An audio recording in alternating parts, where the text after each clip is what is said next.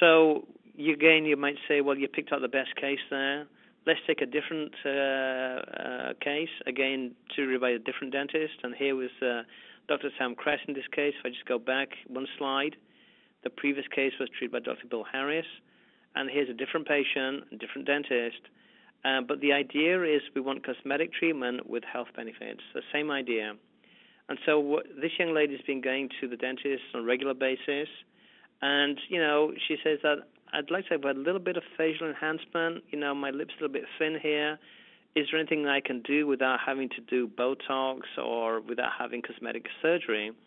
And so what we said in this case is let's try the DNA appliance and see what happens. So she starts wearing the appliance for the first 3 months, and she noticed some changes. And then after about 6 months, she noticed some changes. And after about 12 months, she feels that her facial appearance has been enhanced. Her complexion has improved, her lip posture has improved, she's sleeping better, and she's feeling better as a patient. Now, this young lady happens to be a medical rep who works for a pharmaceutical company, and, she was having dinner with one of the local plastic surgeons, and he was saying, well, did you have some Botox or did you have some fillers done?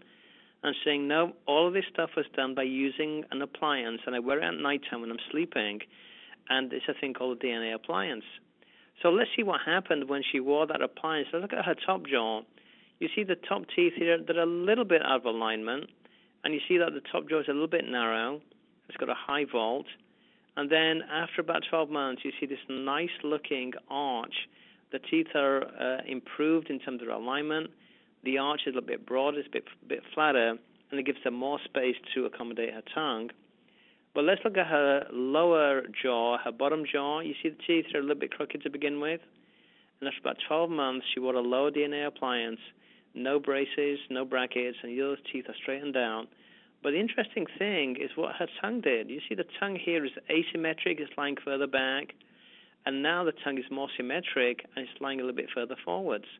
And so this is what we mean by the functional correction, is that we're going to improve the architecture of the bones and the teeth, but then we want the soft tissues, the tongue especially and the lips, to perform and to function better.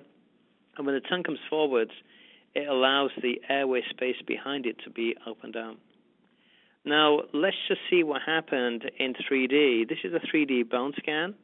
And what we did is 2 scans. The gray scan is before treatment, and the blue scan is after treatment. And then what we did was superimpose the 2 scans to see, was it the same or did something change? And what we see here, the top jaw and the teeth are blue here, and the bottom jaw and the teeth are blue here. So most of the changes happened on the right side.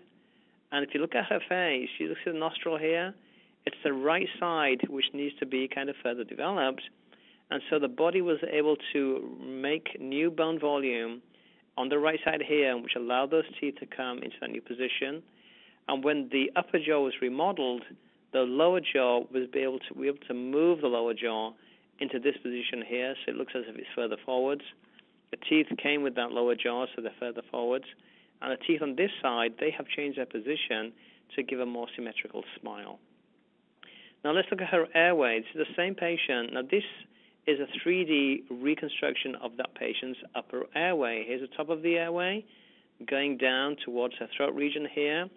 And if we see her airway before treatment, we see it's kind of narrow, kind of behind the tongue, behind the soft palate. This would be the region of the airway behind the mouth.